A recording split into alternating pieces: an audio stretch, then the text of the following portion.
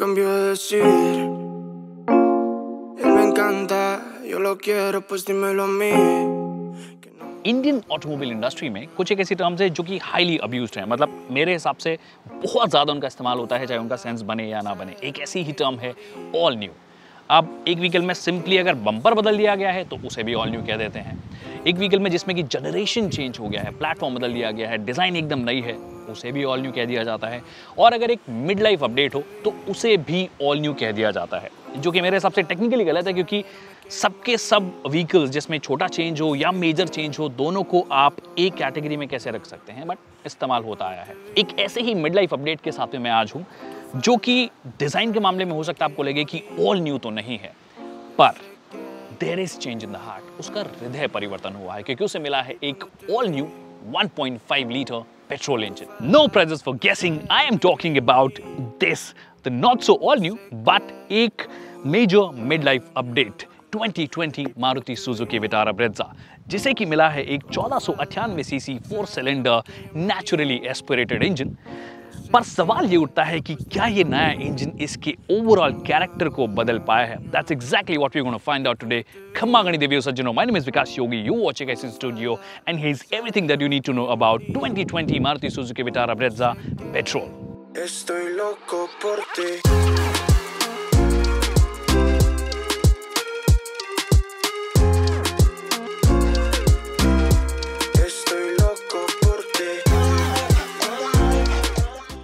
In terms of dimensions 2020 Vitara Brezza में कोई भी बदलाव नहीं किया गया है और ग्राउंड क्लियरेंस भी पुराने मॉडल के जितना ही है एट 198 mm। यस, कुछ एक कॉस्मेटिक अपडेट्स इसे दिए गए हैं, मेनली एट द फ्रंट, जो कि इसे थोड़ा रिफ्रेशिंग लुक देते हैं।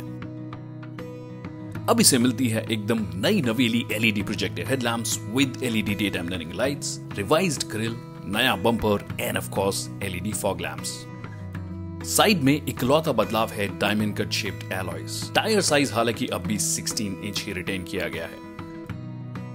रेयर में मात्र 2 तब्दीलियां की गई है, एक नया बम्पर और revised tail lamps with LED inserts.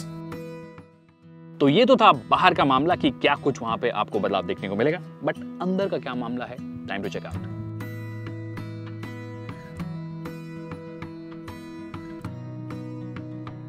तो अंदर का मामला ऐसा है कि आपको बहुत ही मिनिमलिस्टिक चेंजेस देखने को मिलेंगे, मतलब बहुत ही मेजर चेंजेस नहीं है, बट कुछ इंपॉर्टेंट चेंजेस हैं। सबसे पहले ऑटो डिमिंग IRVM अब आपको मिलता है, जो कि मेरे हिसाब से बहुत ज़रूरी है। मेरे हिसाब से एक सेफ्टी फीचर होना चाहिए जो कंपलसरी होना चाहिए सभी गाड़ियों में।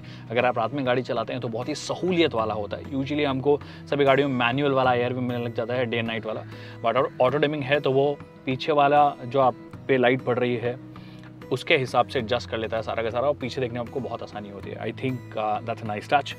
Second nice touch is this, the updated infotainment system, और मारुति सुजुकी इसे स्मार्ट प्ले स्टूडियो बुलाती है। ये बेसिकली जो पुराना वाला था उसका अपडेटेड वर्जन है, आप बोल सकते हो कि उसका नेक्स्ट जनरेशन वर्जन है, और काफ़ी अच्छा लगता है देखने में। इनफैक्ट आप हार्श लाइट में भी देखेंगे, सनलाइट में भी देखेंगे तो आपको देखने में परेशानी नहीं होती। टच रिस्पॉन्स जो है वो आपको यहाँ पे शानदार नज़र आने वाला है। उसके अलावा बहुत सारे फीचर्स ये आपको ऑफर करता है।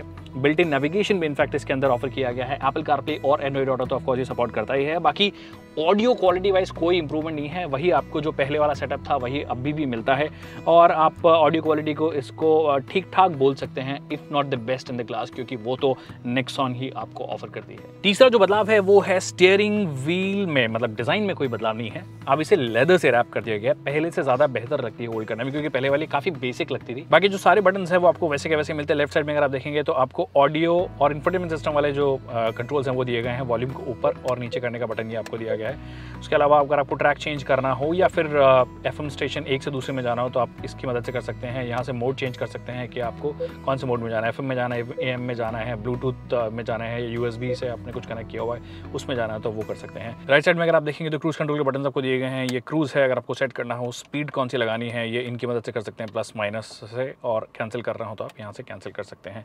अब अगर आप यहाँ पे आएंगे तो यहाँ पे आपको 3 बटन दिए गए हैं, एक फ़ोन उठाने का, फ़ोन काटने का और ये वॉइस कमांड का। बाकी ओवरऑल इंटीरियर में और कोई बदलाव आपको नहीं नजर आएगा। ये जो 3-4 बदलाव मैंने आपको बताए वही बदलाव है, लेआउट आपको बिल्कुल वैसे का वैसा लगने वाला है, जो कि मुझे लगता है कि थोड़ा चेंज होना चाहिए था, क्योंकि ये ऑलमोस्ट एक मिड लाइफ अपडेट है। तो इंटीरियर में एक थोड़ा बहुत अगर डिज़ाइन में, डैशबोर्ड में कुछ चेंज किया जाता तो थोड़ा मज़ा आता, क्योंकि अभी थोड़ा पुराना लगने लगा है, एटलीस्ट टू मी। बाकी सारे फीचर्स भी वही मिलते हैं आपको। इंजन स्टार्ट स्टॉप बटन अभी भी आपको मिलता है, इलेक्ट्रिकल एडजस्टेबल ओआर में आपको मिलता है, ऑल 4 पावर विंडोज़ मिलते हैं। और अच्छी बात यह है कि ये जो नया अपडेट आया है 2020 वाला, उसमें बेस वेरिएंट से आपको ऑल 4 पावर विंडोज़ जो हैं वो आपको मिलती है। और जो बेस वेरिएंट है, इनफैक्ट उसमें टच स्क्रीन तो नहीं मिलता है, बट आपको नॉर्मल ऑडियो जो यूनिट है वो आपको बेस वेरिएंट से ही मिलने लग जाता है। और जहाँ तक सेफ्टी फीचर्स की बात है तो dual airbags, ABS plus EBD as standard आपको बेस वेरिएंट से ही मिलते हैं, तो उनका भी ध्यान यहाँ पे रखा गया है।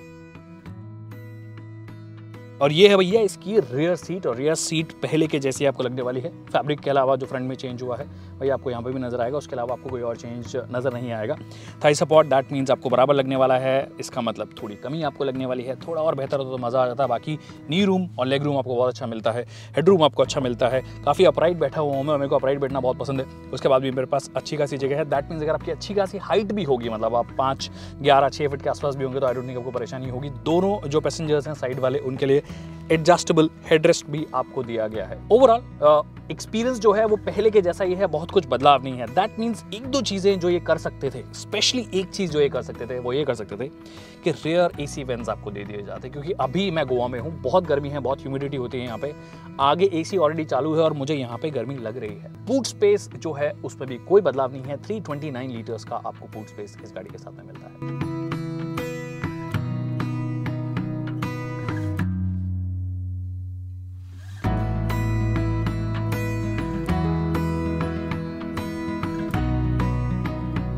And now the biggest change, and that is performance. तो अब बाकी भारत स्टेज 6 कार्स की तरह मारुति सुजुकी विटारा ब्रेज़ा भी प्रकृति, कुदरत, वातावरण, धरती माता पे एहसान करने वाली है, क्योंकि एक तो BS6 पेट्रोल इंजन, दूसरा डीजल इंजन जो है उसको बाय बाय कर दिया है। Keeping the jokes aside, Maruti Suzuki Vitara Brezza petrol को मिलता है 1.5 अर्थात 1498 सीसी का नेचुरली एस्पिरेटेड 4 सिलेंडर इंजन, जो कि ब्रेज़ा के लिए डेफिनेटली ऑल न्यू है। हालांकि मारुति सुजुकी के लाइनअप की अगर आप बात करेंगे तो ऑल न्यू नहीं है। हम ऑलरेडी ये इंजन सियाज में देख चुके हैं, अर्टिगा में देख चुके हैं, और बहुत जल्दी S क्रॉस में भी इसे इंट्रोड्यूस किया जाएगा। और ये इंजन जो है वो लगभग 103 bhp के आसपास मैक्सिमम पावर निकालता है, और लगभग 138 न्यूटन मीटर का पीक टॉर्क ये निकालता है। Now, what's not all new is the same old 4-speed torque converter automatic gearbox, जो कि मारुति सुजुकी सालों से बेचे जा रहे हैं, मतलब ऑलमोस्ट 1 दशक से ज्यादा हो गया है उसी गियरबॉक्स को बेचे जा रहे हैं। Now, come on Maruti Suzuki, it's 2020 and we deserve better। अगर उसकी जगह कोई CVT ले आते, जैसे कि बलेनो में ऑलरेडी दिया जाता है, तो शायद बेहतर हो जाता, या कोई न्यू जनरेशन टॉर्क कन्वर्टर अगर ऑटोमेटिक गियरबॉक्स होता तो शायद कोई और बात बन जाती। फॉर्चुनेटली मैं चला रहा हूं इसका 5-स्पीड मैनुअल वर्जन, और ये मेरा पिक है। अगर आपको ऑटोमेटिक और मैनुअल में से कुछ पिक करना हो तो आपको ये पिक करना चाहिए, क्योंकि बहुत ही एक्साइटिंग है और इस इंजन को बहुत ही अच्छे से कॉम्प्लीमेंट करता है। अब ये जो इंजन है वो टिपिकल मारुति सुजुकी के जितने भी पेट्रोल इंजन होते हैं वैसा ही है, काफ़ी पेपी है। स्टार्ट से लेकर एंड तक, मतलब हायर RPMs तक भी आपके पास में अच्छा ग्रंट रहता है। हमेशा लगता है कि परफॉर्मेंस हमेशा है। 6200 के आसपास रेड लाइन आ जाती है, मतलब कट ऑफ हो जाती है पावर, पर शुरू से लेकर एंड तक अगर आप इसे पुल करेंगे तो ऐसा लगता है कि और पुल होगा और पुल होगा, और एंड तक ये पुल होता रहता है, which I think is exciting. Initially in fact इसमें वो डीजल इंजन वाला कैरेक्टर है, मतलब जो डीजल इंजन में आपको अच्छी खासी पुल मिलती है, वैसी सी पुल आपको यहाँ पर भी मिलती है। और आप जब हायर RPMs पे लेके जाते हैं तो भी आपके पास परफॉर्मेंस ऑल द टाइम में रहती है। मिड रेंज इसकी जबरदस्त है, मतलब आप पूरा दिन इसे चला सकते हैं, पूरा दिन आप इसे एंजॉय करेंगे, कहीं पर भी ऐसे नहीं लगेगा कि काफी बोरिंग इंजन है। और नेचुरली एस्पिरेटेड इंजन की यही तो खास बात होती है कि आप बस रेव करते रहिए या अपना काम करते रहेंगे and you will have a lot of fun. तो चाहे आप इसे सिटी में चलाएं या हाईवे पे चलाएं, आई डोंट थिंक आप शिकायत करेंगे, क्योंकि सिटी के लिए अच्छी ड्राइवेबिलिटी ऑफर करता है। आप एक्सट्रीमली लो RPMs पे बिना गियर चेंज करेंगे, मतलब रिलेटिवली आप हायर गियर रखेंगे तो भी आप चला सकते हैं। जैसे कि अभी मैं 4th गियर में हूँ, आरपीएम निडल जो है वो इनफैक्ट 7-800 पे है और स्पीड है 20 kmph, विच इज कमेंडेबल। और अगर आप इसे हाईवे पे चलाना चाहते हैं, मतलब ट्रिपल डिजिट स्पीड मेंटेन करना चाहते हैं, लेट्स से 100 kmph, तो आप वो इजीली कर सकते हैं एट अबाउट 2800 आरपीएम, 2900 आरपीएम, और इजीली पूरा दिन आप चला पाएंगे, कोई परेशानी नहीं है। क्रूज कंट्रोल भी है, तो क्रूज पे आप इसे सेट कीजिए और हाईवे पे चलाते रहिए। तो ये तो थी इस इंजन की खास बातें, मतलब positive aspects. But what about negative aspects? Actually इस इंजन में बहुत कुछ नेगेटिव आपको मिलेगा नहीं।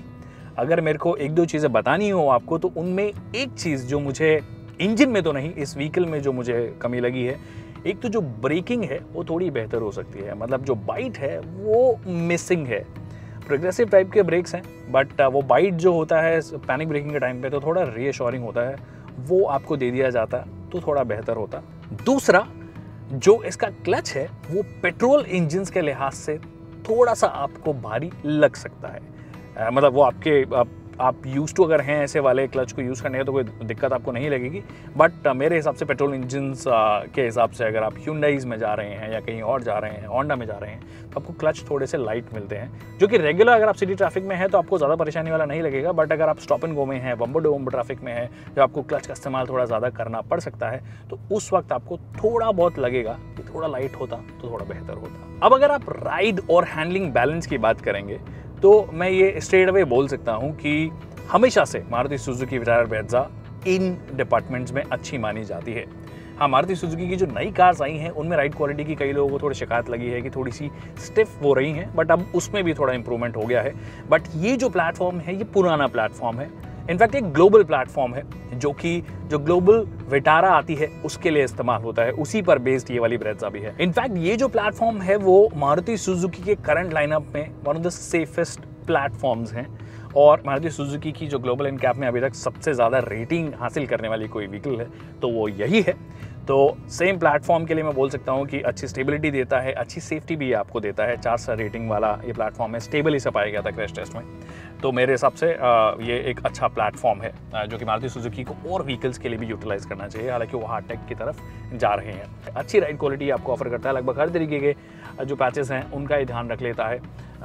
ख़राब पैचेस भी जो हमको गोवा के रोड्स पे जो थोड़े बहुत मिले हैं उनमें आई डोंट थिंक हमें कहीं पे परेशानी लगी है, और हैंडलिंग तो आपको ऑलरेडी बोल ही चुका हूँ कि काबिल तारीफ़ है। अब भैया माइलेज नहीं बताएंगे तो आप नाराज़ हो जाएंगे, तो बता देते हैं कि कितना ये आपको ऑफर करेगी। तो मारुति सुजुकी का क्लेम है कि 17 kmpl ये आपको ऑफर करेगी। 17 से थोड़ा सा ऊपर शायद ये क्लेम करते हैं, हालांकि रियल वर्ल्ड कंडीशन में आप बोल सकते हो कि आपको इजीली 14-15 के आसपास फ्यूल एफिशिएंसी निकाल के दे देगी। मैं मारुति सुजुकी सियास चला रहा हूँ सेम इंजन और गियर बॉक्स कॉम्बिनेशन के साथ में, और वो मुझे शहर में लगभग 14 kmpl के आसपास निकाल के दे देती है। हाईवेज पे 16 प्लस चली जाती है, 17 भी चली जाती है। तो सेम मुझे यहाँ पर भी नज़र आता है, क्योंकि ओवरऑल वेट भी इसका कंट्रोल्ड है, तो उस हिसाब से अच्छी फ्यूल एफिशिएंसी आपको ऑफर कर देगी।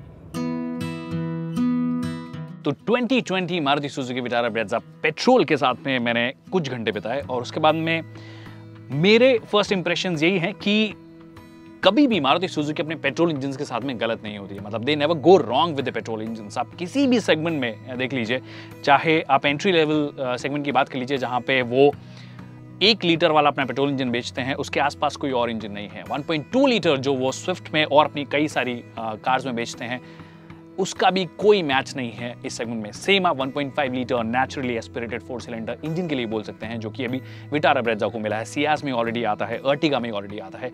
ये इंजन भी काफ़ी पेपी आपको लगेगा इस गाड़ी के साथ में, स्पेसिफिकली काफ़ी स्पोर्टी सा कैरेक्टर यह दिखाता है, और रेव हैप्पी नेचर का है, तो आप बहुत इंजॉय करेंगे इसे चलाने में। द ओनली मलाल दैट आई हैव इज कि जो ऑटोमेटिक है वो थोड़ा अब पुराने ज़माने का हो गया है, काफ़ी पुराने ज़माने का हो गया है, तो उसमें बदलाव करने की ज़रूरत थी। मेरे हिसाब से CVT दे दिया जाता है, या कोई थोड़ा नया टॉर्क कन्वर्टर अगर इस पर इंट्रोड्यूस कर दिया जाता तो मज़ा आ जाता। जहाँ तक प्राइसिंग की बात है तो इसकी शुरुआत होती है 7.35 लाख से, और टॉप एंड वेरिएंट जो पेट्रोल ऑटोमेटिक है वो जाता है 11.40 लाख। ऑन रोड आते आते लगभग 12.5 लाख। तो अगर आप प्राइसिंग की बात करेंगे तो आपको लग सकता है कि थोड़ी एग्रेसिव और रखी जा सकती थी, स्पेशली अगर आप ऑटोमेटिक की बात करें, क्योंकि जो मैनुअल वाले वर्जन है वो 10-10.5 लाख के आसपास आपको मिल जाते हैं, बट ऑटोमेटिक जो कि थोड़ा पुराना भी है बट फिर भी महंगा है, तो उसे थोड़ा एग्रेसिवली प्राइस किया जा सकता था। So that's it people on the 2020 Maruti Suzuki Vitara Brezza. I hope आपको ये वीडियो पसंद आया होगा। अगर वीडियो पसंद आया तो इसे लाइक करना और शेयर करना ना भूलिए। अगर कोई सवाल है जो कि मैं इसमें एड्रेस नहीं कर पाया हूँ तो वो आप हमें कमेंट सेक्शन में पूछ सकते हैं, हम उसका जल्द से जल्द जवाब देने की कोशिश करेंगे। Thank you so much people for watching this video.